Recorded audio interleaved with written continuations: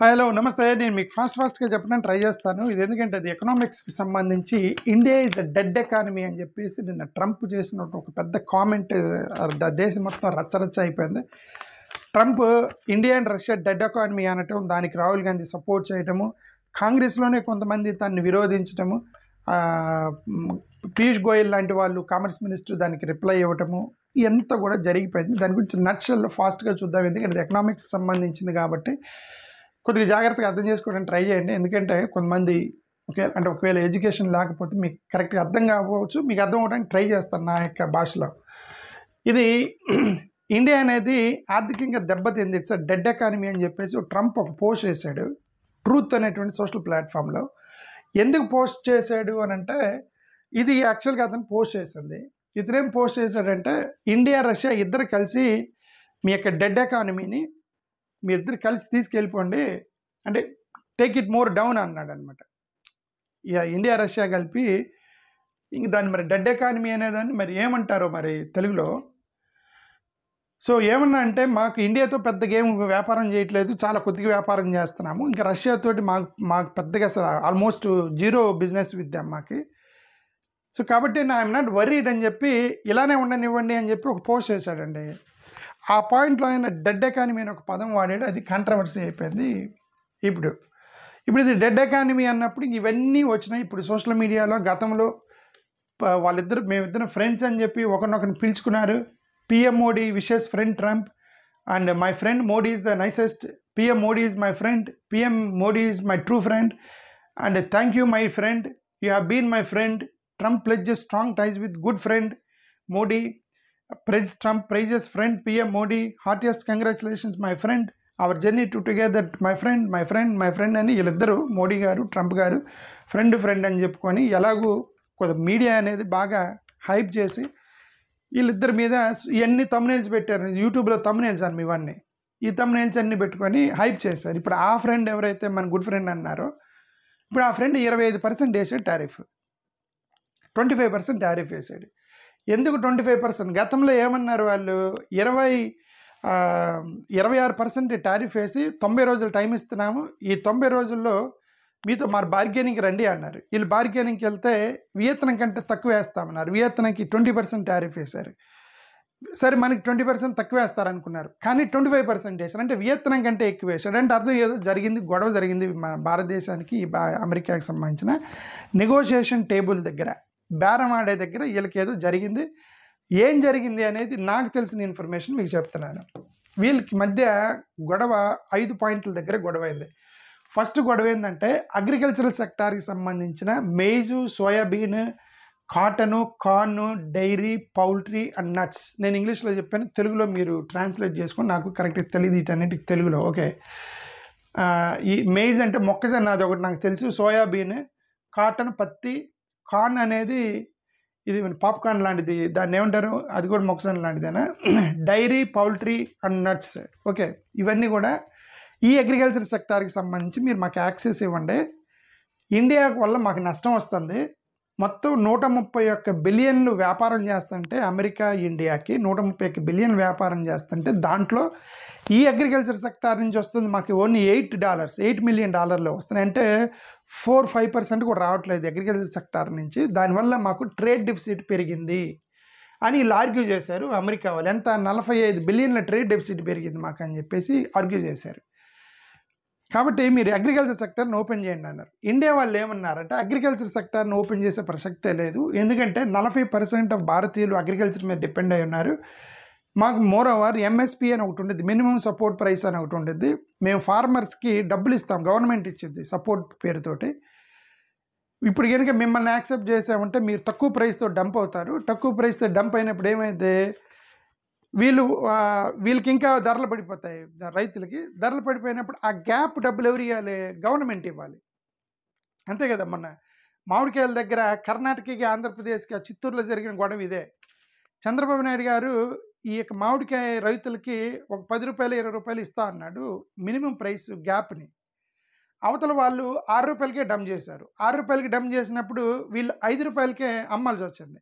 అప్పుడు చంద్రబాబు నాయుడు గారు ₹20 ఇస్తా అన్నాడు కదా, ₹10 రైతుకు వస్తే ఈయన ₹10 ఇస్తాడు, సరిపోద్ది. లేదు ఆ ప్రైస్ని ఇంకా డౌన్ చేసి 5% తీసుకొస్తే రూ. 15 ఇవ్వాలి కదా. అప్పుడు ఆ గ్యాప్ని 20% తగ్గకుండా చూడాలి గవర్నమెంటే. రూ. 20 ఒక మామిడికాయ రూ. 20 తగ్గకుండా చూడాలి. రూ. 6కి రైతు అమ్మాడంటే రూ. 14 ఇవ్వాల్సి వచ్చింది, రూ. 10 ఇవ్వాల్సి వచ్చింది. ఇప్పుడు ఈ ఎంఎస్పీని తీసుకొచ్చి కానీ మీరు డంప్ చేస్తే గవర్నమెంట్కి భారతదేశం కోట్ల రూపాయలు ఎంఎస్పీ మీద ఇవ్వాల్సి వచ్చింది రైతులకి. అది కుదరదని అన్నారని ఇక్కడ బాగా వాళ్ళిద్దరి మధ్య గొడవ, అంటే పట్టుబట్టారనమాట. వాళ్ళు ఓపెన్ చేయమన్నారు, మేము ఇండియా ఓపెన్ చేయమన్నారు, అక్కడ దొబ్బింది ఒకటే అని నాకు ఒకటి అర్థమవుతుంది. ఒకటే. రెండోది ఇండియా అంటే క్వాలిటీ కంట్రోల్ ఆర్డర్స్ అని ఒకటి ఉంది, అక్కడ కూడా బాగా డిస్కషన్ జరిగింది ఇండియాకి యూఎస్కి. క్వాలిటీ కంట్రోల్ అంటే గతంలో ఉన్న దానికంటే కూడా ఇప్పుడు క్వాలిటీ మెజర్స్ టైట్ చేసింది భారతదేశం. అంటే మీరు ఏదంటే చీప్ క్వాలిటీ, గతంలో చైనా ప్రోడక్ట్స్ ఎన్ని రూ. 100కి రూ. 1000కి సెల్ ఫోన్లు వచ్చి డమ్ చేసేవాళ్ళు కదా, ఇక్కడ ఇప్పుడు రావట్లేదు అవి. చైనా మొబైల్ రూ. 1000కే వచ్చాయి, బాగా హీట్ ఎక్కి చెవులు కూడా హీట్ ఎక్కుతూ ఉండేవి. అన్క్వాలిటేటివ్ ప్రోడక్ట్స్ ఇవన్నీ ఎత్తిపడేసి క్వాలిటీ ప్రోడక్ట్స్ ఉంటేనే మాకు ఇండియాకి పంపించండి అని చెప్పి ఒక క్వాలిటీ కంట్రోల్ సంబంధించిన ఒక గవర్నమెంట్ ఒక నిర్ణయం తీసుకుంది. దానివల్ల మాకు అమెరికాలో చాలా ప్రోడక్ట్స్ ఇండియాలోకి మేము పంపించలేకపోతున్నాము, దాన్ని రిలాక్సేషన్ ఇవ్వండి అని అన్నారు. ఏమంటే క్వాలిటీకి సంబంధించి మేము రిలాక్సేషన్ ఇస్తే నువ్వు క్వాలిటీ లేని ప్రోడక్ట్స్ మొత్తం ఇండియా మీద డమ్ చేస్తావు. ఇప్పుడు మా ఇండియన్స్ కూడా అదే చేస్తున్నారు కదా, కొద్దిగా మీతో పోల్చుకుంటే ఒకవేళ క్వాలిటీ లేని ప్రోడక్ట్స్ చేస్తున్నారు అనుకోండి, నువ్వు పంపించినప్పుడు ఈ ప్రోడక్ట్స్ కొనట్లేదు మీకు కొంటున్నారు, మీరు మరీ క్వాలిటీ లేని ప్రోడక్ట్స్ పంపిస్తున్నారు, ఇక్కడ ఇండియాలో ఉన్న మ్యానుఫ్యాక్చరర్స్ మొత్తం దెబ్బతింటారు, మాకంటే బెటర్ క్వాలిటీ నువ్వు చేస్తేనే నువ్వు పంపించు, లేదంటే వద్దని చెప్పి మూసేశారనమాట. అది అక్కడ గొడవ అయింది యూఎస్కి ఇండియాకి.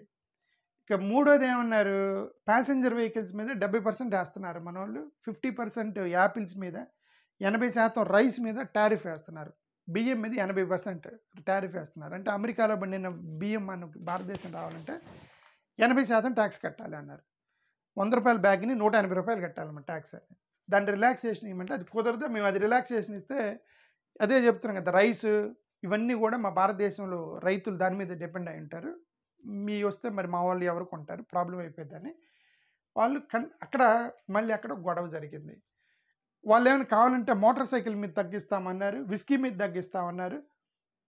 కానీ అక్కడ ఆర్గ్యుమెంట్ బాగా జరిగిందని ఒక న్యూస్లో ఇంటర్నేషనల్ న్యూస్లో రాసింది మీకు చెప్తున్నా. ఓకే.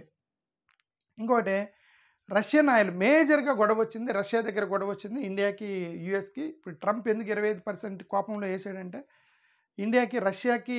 రష్యాకి సంబంధించినటువంటి దగ్గర గొడవ వచ్చింది.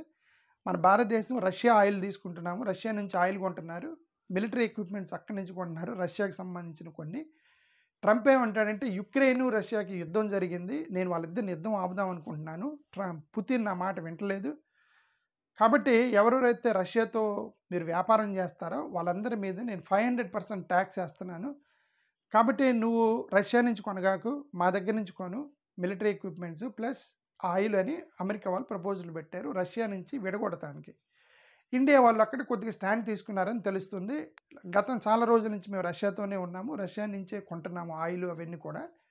సో కాబట్టి ఇప్పుడు షిఫ్ట్ చేయటం అనేది కరెక్ట్ కాదు అని మేము న్యూట్రల్గానే ఉంటాము, ఆ యుద్ధానికి మాకు సంబంధం లేదన్నట్టుగా ఇండియా వాళ్ళు మాట్లాడారు. అక్కడ ట్రంప్ కోపం వచ్చి 500% టారిఫ్ రష్యాకి సంబంధించిన ట్యాక్స్ మొత్తం కూడా ట్రంప్ 500% టారిఫ్ వేస్తానని బెదిరించాడని ఒక న్యూస్ వస్తుంది. ఇవన్నీ కూడా కారణాలు అయినాయి ఇప్పుడు ఆయన 25% వేయటానికి దేశం మీద. ఇంకోటి ఇదే oil, LNG, Boeing air crafts, nuclear weapons అన్ని మా దగ్గర కొనమన్నారు. లేదు మేము ఆల్రెడీ అక్కడి నుంచి కొంటున్నాం కదా రష్యా నుంచి, కాబట్టి ఇప్పుడు కావాలంటే మీకు ఆల్మండ్స్, వాల్నట్స్, ఎథనాల్ ఇవన్నిటికీ తగ్గిస్తాము, ఇండస్ట్రియల్ గూడ్స్ కూడా కొద్దిగా టారిఫ్ తగ్గిస్తామని మన వాళ్ళు ప్రపోజల్ పెట్టారు. లేదు ఈ రష్యా మీద పట్టుబట్టాడు యుఎస్ అతను. ఇంకొకటి మల్టీ బ్రాండ్స్ రిటైల్ అయితే వాల్మార్ట్, అమెజాన్ లాంటివి కొద్దిగా ట్యాక్సెస్ తగ్గించమన్నారు. లేదు అలా మేము అవి తగ్గిస్తాం కానీ మీ అమెరికాలో ఉన్నటువంటి టెక్స్టైల్స్, ఫార్మాస్యూటికల్కి మాకు యాక్సెస్ ఇవ్వమని అడిగారు వీళ్ళు, అది అవ్వలేదు. సో ఫైనల్గా ఒక పొలిటికల్ ప్రెజర్ అయితే ఉంది అమెరికాలో. ట్రంప్ మీద పొలిటికల్ ప్రెజర్ ఏంటంటే అతను ఎలక్షన్కి వెళ్ళినప్పుడు చెప్పాడు అమెరికాని ఎక్స్ప్లాయిట్ చేస్తున్నారు, వ్యాపారంలో ఎక్స్ప్లాయిట్ చేస్తున్నారు, ఉద్యోగాలు ఎక్స్ప్లాయిట్ చేస్తున్నారు, మా లోకల్ వాళ్ళకి ఉద్యోగాలు లేవు, ఎవరెవరో వస్తున్నారు వచ్చేసి మా వాళ్ళకి ఉద్యోగాలు లేకుండా చేస్తున్నారు, నేను అవన్నీ అమెరికాని కాపాడుతాను, అమెరికా యూత్ని కాపాడుతాడని ఒక ఎలక్షన్ క్యాంపెయిన్కి వెళ్ళి గెలిచాడు అతను. ఇప్పుడు ఆ ఎలక్షన్ ప్రామిస్ నిలబెట్టుకోవడానికి ఆయన రాగానే ఈ వీసా వాళ్ళని A1 వీసా H1 వీసా మొత్తాన్ని తోసిపడేశాడు. అతను చాలామందిని బయటికి పంపించేశాడు. ఇప్పుడు వ్యాపారం మీద పడ్డాడు. వ్యాపారం మీద ఎవరెవరైతే అమెరికన్ ఎక్స్‌ప్లాయిట్ చేస్తున్నారో దాన్ని కట్ చేస్తానని తన కంట్రీ పాయింట్ ఆఫ్ వ్యూలో, అమెరికా పాయింట్ ఆఫ్ వ్యూలో తను ఎలక్షన్ ప్రామిస్ నిలబెట్టుకోవడానికి ట్రై చేస్తున్నాడు ట్రంప్ గారు. ఇక్కడ మోడీ గారికి మన దేశం యొక్క ఇంట్రెస్ట్ అనేది ప్రైమరీ ఉండిద్ది 100%. దాంతోపాటు అపోజిషన్ నాయకుడు ప్రెజర్ కూడా ఉంది. అపోజిషన్ నాయకుడు ఏంటంటే మొన్న ఆపరేషన్ సింధూర్లో నువ్వు మోడీకి లొంగిపోయావు అని చెప్పేసి గొడవ చేశాడు. మళ్ళీ మోర్ ఓవర్ ఈ యొక్క ట్రేడ్ రాగానే ఒక ట్వీట్ చేశాడు. Mark my words that is going to బో డౌన్ టు ట్రంప్ అని ఒక ట్వీట్ చేశాడు రాహుల్ గాంధీ. అంటే అది ఇప్పుడు మోడీ గారు చూడండి ట్రంప్కి లొంగుతాడని చెప్పి ఒక ఛాలెంజ్ చేశాడు. సో ఇవంతా పొలిటికల్ ప్రెజర్ ఉంది. మోడీకి లొంగితే కొద్దిగా ఏమాత్రం అటు ఇటుగా ఉంటే రాహుల్ గాంధీ తగిలేదట్టున్నాడు. ఇది ప్రెజర్ ఉంది వాళ్ళ మీద. అది అపోజిషన్ స్ట్రాంగ్ ఉంటే గవర్నమెంట్ కరెక్ట్గా ఉండిద్ది అని చెప్పడానికి ట్రై చేస్తున్నాను. ఓకే, ఇదొక political situation India and America ఈ రెండింటి మధ్యకి జరిగినటువంటిది ఇది. ఓకే, సో ఇదన్నీ రీజన్ వల్ల 5 రౌండుల తర్వాత ఆఫ్టర్ 5 రౌండ్స్ ఆఫ్ టాక్స్ మోడీకి యుఎస్కి మధ్యలో జరిగినటువంటి ఈ యొక్క నెగోషియేషన్ బేరసారాల దగ్గర దెబ్బకొట్టి ఈయనకు కోపం వచ్చి 25% వేస్తున్నాను ఇండియా మీద, తగ్గేది లేదని చెప్పి ఆగస్టు 1వ తారీఖు నుంచి చేసేసాడండి. 25% టారిఫ్ వేసాడు. మరి ఇంకన్నీ Modi is my friend, my best friend, good friend మొత్తం పోయినాయి. ఆయన టక్కుని చాలా దేశం మీద పెద్ద బాంబు పేల్చాడు ట్రంప్ గారు. ఇది పోస్ట్ చేశాడు ఏమని, I don't care what India does with Russia and they both can take dead economies down together for all I care అని మీకు ఇండియా రష్యాని కలిపి మీ ఇద్దరు డెడ్ ఎకానమీ, మీ ఇద్దరు కలిసి చావండి అన్నట్టుగా రాశాడు అనమాట ఆయన యొక్క భాషలో, మన తెలుగు భాషలో.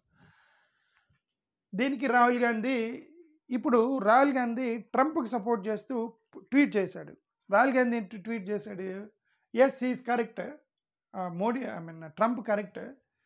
అందరికీ తెలుసు మోడీ గారికి ప్లస్ ఫైనాన్స్ మినిస్టర్కి తప్ప మిగతా వాళ్ళందరికీ తెలుసు భారతదేశం యొక్క ఆర్థిక వ్యవస్థను చంపేశారని. ఓకే, ఇది డెడ్ ఎకానమీ, ఎందుకంటే మోడీ చంపేశాడు దాన్ని. అదానీ మోడీ ఒక రీజను, పార్ట్నర్షిప్ వల్ల ఎకానమీ చచ్చిపోయింది, డిమోనిటైజేషన్ వల్ల ఎకానమీ చచ్చిపోయింది, జిఎస్టీ వల్ల ఎకానమీ చచ్చిపోయింది. Failed assemble in India. Assemble in India అంటే చైనా గురించి మాట్లాడుతున్నాడు కదా. ఈ చైనా నుంచి వచ్చే ప్రొడక్ట్స్ మొత్తం కూడా అసెంబుల్స్ వస్తున్నాయి తప్ప మన ఇండియాలో మ్యానుఫ్యాక్చర్ అవ్వట్లేదు. మన పక్క నుంచి అసెంబుల్డ్ ప్రొడక్ట్స్ పార్ట్లు తెచ్చుకొని అసెంబుల్ చేస్తున్నాము, మ్యానుఫ్యాక్చరింగ్ చేయట్లేదు. మనమే మ్యానుఫ్యాక్చరింగ్ చేయాలని మాట్లాడుతున్నాడు చైనా గురించి గత ఉన్న 1 year నుంచి. దాని గురించి రాశాడు. Assemble in India. MSME wiped out అయిపోయింది, ఫార్మర్స్ క్రష్ అయిపోయారు.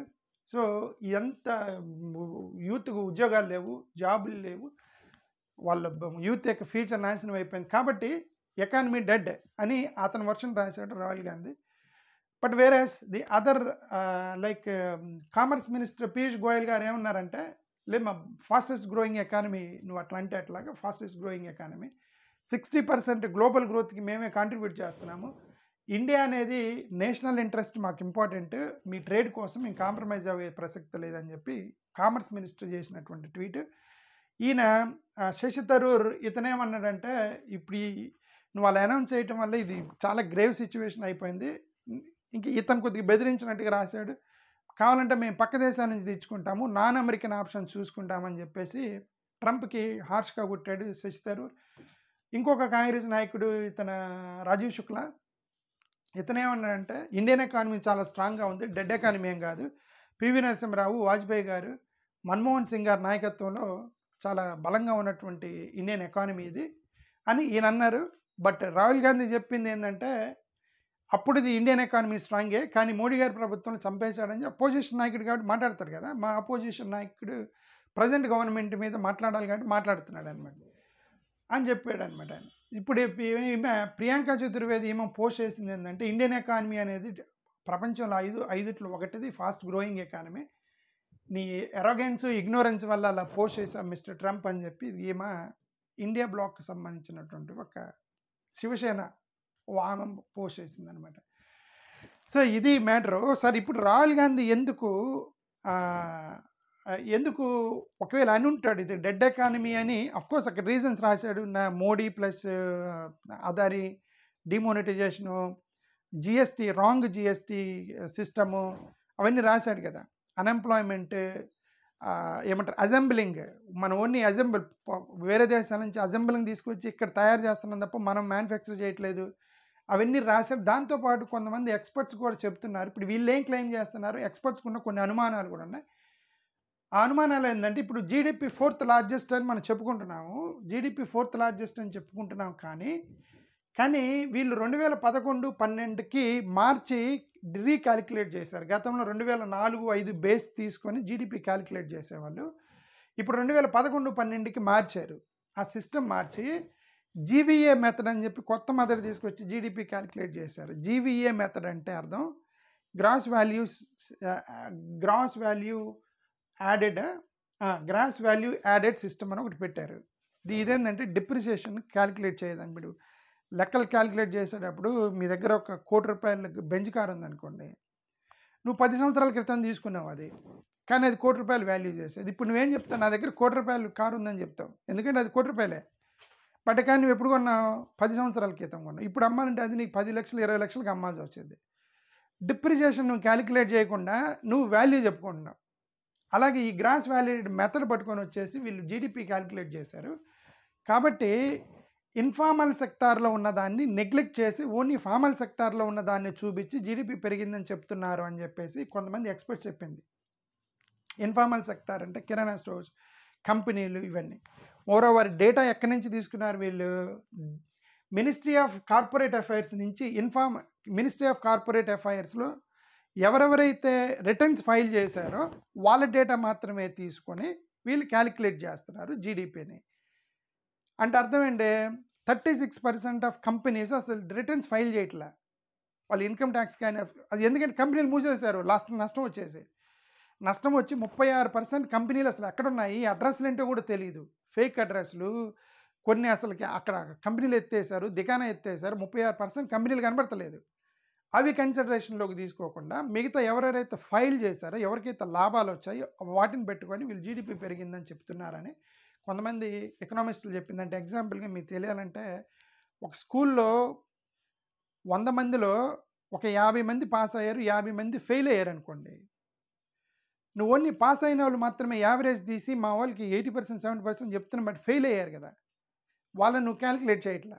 అలాగే వ్యాపారాలు పెట్టిన 1000 కంపెనీల్లో 500 సక్సెస్ అయినాయి, వాళ్ళు రిటర్న్స్ ఫైల్ చేశారు, 500 ఫెయిల్ అయిపోయినాయి, లాస్ వచ్చేసి వాళ్ళ కంపెనీలో దికానం ఎత్తేసారు వాళ్ళు. ఈ దికానం ఎత్తేసిన కంపెనీలు నువ్వు క్యాలిక్యులేట్ చేయకుండా రిటర్న్స్ ఫైల్ చేసినట్టు కార్పొరేట్ అఫైర్స్ నుంచి నువ్వు తీసుకొని నీ యావరేజ్ క్యాలిక్యులేట్ చేసి జీడిపి పెరిగిందని చెప్తున్నావని కొంతమంది ఎకనామిస్టులు చెప్పినటువంటి ఒక ఇది. రెండోది ఇన్ఫ్లేషన్ గురించి కూడా మాట్లాడారు. ఇన్ఫ్లేషన్ ఏంటంటే 4.8%, యాక్చువల్ 2 to 6% మధ్యలో ఉండాలి ఇన్ఫ్లేషను. రేంజ్లో, విదిన్ ద రేంజ్లోనే ఉంది, మరీ ఎక్కువేం లేదు ఇన్ఫ్లేషన్. 4.8% ఉంది ప్రస్తుతానికి. కానీ వీళ్ళు తీసుకున్న ప్రైసింగ్ 2011-12 ప్రైస్ క్యాలిక్యులేట్ చేస్తున్నారు. 2011-12లో ప్రైస్ ఎంత ఉంది, దాన్ని బట్టి ప్రైస్ ఇన్ఫ్లేషన్ అంటే ఏంది, ధరలు పెరిగినాయో లేదో చెప్పాలి. నువ్వు ఏ ప్రైస్ తీసుకొని చెప్తున్నావు, 11-12, ఇదంతా 2025. 2025లో 2011 లెక్కలు చెప్పి ఇన్ఫ్లేషన్ తగ్గలేదు పెరగలేదు అని చెప్తున్నావు. ఒక రైస్ బ్యాగ్ 2011లో ₹1000 అయితే ఇప్పుడు అది 2000. ఇప్పుడు ఇన్ఫ్లేషన్ పెరిగిందా లేదా నువ్వు ఎప్పుడు క్యాలిక్యులేట్ చేయాలి, 2025 మీద ఒక రైస్ బ్యాగ్ ఎంత ఉంది, ₹2000 ఉంది సార్ రైస్ బ్యాగ్ అంటే, అర్రే చాలా ప్రైస్ పెరిగిపోయిందని చెప్పి నీకు అప్పుడు ఇన్ఫ్లేషన్ పెరిగిపోయింది. కాకుండా 2011-12లో రైస్ బ్యాగ్ ఎంత ఉందో చూసి ఆ బేస్ మీద ఇన్ఫ్లేషన్ క్యాలిక్యులేట్ చేస్తున్నారని ఎకనామిస్టులు చేసినటువంటి ఒక చిన్న ఆరోపణ. ఓకే, అన్ఎంప్లాయ్మెంట్ గురించి మాట్లాడారు. సిఎంఈ డేటా ఏంటంటే 6.7% 7.1% అని చూపిస్తున్నారు. అన్ఎంప్లాయ్మెంట్ అనేది మీరు ఇన్ఫార్మల్ సెక్టార్లు మీరు మర్చిపోయారు. ఇన్ఫార్మల్ సెక్టార్లో వాడికి ఏ ఉద్యోగం లేక ఏదో కిరాణా స్టోర్ పెట్టుకొని వాడు నానా కష్టాలు పడుతూ బతుకుతున్నాడు. కిరాణా స్టోరు లేదు ఒక చిన్న పంచర్ షాప్ పెట్టుకుని వాడికి ఉద్యోగం లేక చేస్తున్నాడు. అది కొంతమంది డిగ్రీ చదివిన వాళ్ళు ఆటో డ్రైవర్లుగా పనిచేస్తున్నారు. ఇప్పుడు మీరు వీళ్ళందరూ ఆటోలు తోలుకునే వాళ్ళని, పంచర్లు వేసుకునే వాళ్ళని, వీళ్ళందరినీ కూడా ఉద్యోగం ఉన్నట్టుగా నువ్వు చూపిస్తున్నావు. వాడికి ఉద్యోగం లేక ఏదో ఒకటి చేస్తున్నాడు బతకాలి కాబట్టి. ఒక ఇంజనీర్ ఆటో తోలుతుంటే వాడు నువ్వు ఎంప్లాయీగా కన్సిడర్ చేయడం కరెక్ట్ కాదు. అవన్నీ కూడా ఎత్తేస్తే 6-7% కాదు 10-15% ఉండిద్ది అన్ఎంప్లాయ్మెంట్ అని చెప్పేసి ఒక ఆరోపణ ఉంది. ఓకే, ఫైనల్గా ఫిస్కల్ డెఫిసిట్ ఒకటి చెప్పారు. ఈ ఫిస్కల్ డెఫిసిట్ అనేది అమెరికా, జపాన్ కంటే మన తక్కువ ఉందని మనల్ని క్లెయిమ్ చేస్తున్నారు. కరెక్టే, తక్కువ ఉంది. బట్ ఒకటి బడ్జెటెడ్ ఆఫ్ బడ్జెట్ బారోయింగ్స్ని తీసేసి చెప్తున్నారు. ఆఫ్ బడ్జెట్ బారోయింగ్స్ ఇండియాలో ఎక్కువ ఉంటుందని ఒక ఆరోపణ ఉంది.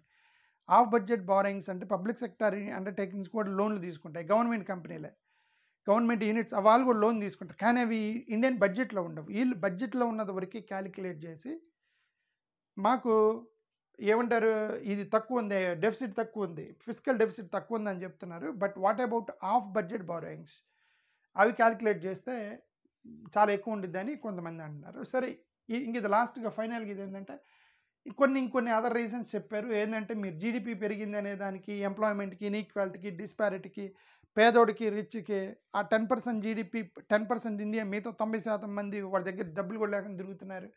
ఇవన్నీ disparity between rich and poor ఇవన్నీ కూడా మ్యాచ్ అవ్వట్లేదు. జీడిపి పెరిగిందని చూపిస్తున్నారు కానీ ఇవన్నీ వీటి సంగతి ఏంటి, పర్ క్యాపిటల్ సంగతి ఏంటి, ఇవన్నీ గురించి కొన్ని ఆరోపణలు ఉన్నాయి. చాలామంది రాశారు. IMF chief economist Gita Gopinath అని అతను ఒక ఆర్టికల్ రాశాడు. ఇతని ప్రకారం ఏంటంటే డేటా కలెక్షన్లో ట్రాన్స్పరెన్సీ లేదని రాశాడు. ఇది చూడండి, NSO's reliance and proxy indicators corporate tax collections గురించి రాశాడు. ఓకే, డిమానిటైజేషను, జిఎస్టీ ఇవన్నీ కూడా కొద్దిగా రిలయన్స్ ఎంతవరకు రిలయన్స్ ఉంది, వాళ్ళు తీసుకున్న పారామీటర్లు, ఇండికేటర్స్ కరెక్టేనా అని ఒక అనుమానం వ్యక్తం చేశాడు. అశోక్ మోడీ ఇతను గవర్నమెంట్ మ్యాక్రో ఎకనామిక్స్ సంబంధించిన ఇష్యూస్ మొత్తం డౌన్ ప్లే చేశాడని చెప్తున్నాడు. కాంగ్రెస్ లీడర్స్ వీళ్ళందరూ ఇంకందరూ అపోజిషన్లో ఉన్నప్పుడు కాంగ్రెస్ వాళ్ళు అక్కడ ట్వీట్ చేస్తుంటారు కదా, ఎకనామిక్ నెంబర్ 1, నెంబర్ 4 అన్నప్పుడు అపోజిట్గా చేస్తుంటారు కదా. ఇప్పుడు నేను కనుక ఇప్పుడు చెప్పింది కూడా అపోజిషన్ వర్షన్ చెప్పాను కదా, అలాగే అపోజిషన్ వాళ్ళు అపోజిషన్ వర్షన్ చెప్తారు కదా. సో ఇవన్నీ ఆరోపణలు వచ్చాయి. సో ఇదేండి జరిగింది. ఎందుకు డెడ్ ఎకానమీ అని ట్రంప్ అన్నాడు, మన వాళ్ళు ఏమి రియాక్ట్ అయ్యారు, ఎందుకు రియాక్ట్ అయ్యారు, ఎందుకు Rahul Gandhi dead economy yes I'm supporting Trump అని అన్నాడు, ఎందుకు రాహుల్ గాంధీకి వ్యతిరేకంగా కొంతమంది మాట్లాడారు. ఇవన్నీ దేశ ప్రతిష్ఠ కోసం, దేశాన్ని కాపాడడం కోసం కొంతమంది ఇమేజ్ని పెంచడానికి రాహుల్ గాంధీకి వ్యతిరేకంగా కాంగ్రెస్ వాళ్ళు కూడా మాట్లాడారు. After all it is image of India. Rahul Gandhi maybe అది ట్వీట్ చేయకుండా ఉండాల్సిందే నాకు అనిపించింది. ఎందుకంటే it's after all it is fight between India and America. మరి మన దేశానికి ఇమేజ్ పోయింది అంత ఇంటర్నేషనల్ ప్లాట్ఫామ్లో చేస్తే కొంచెం బాగుండాల్సింది. సరే అతను చేశాడు, బట్ అతను చేసిన దాంట్లో తప్పలేదు కానీ బట్ ఇప్పుడు చేశాడు అనేది కొద్దిగా నేను కూడా డిసప్పాయింట్. థ్యాంక్ యూ, నమస్కారం.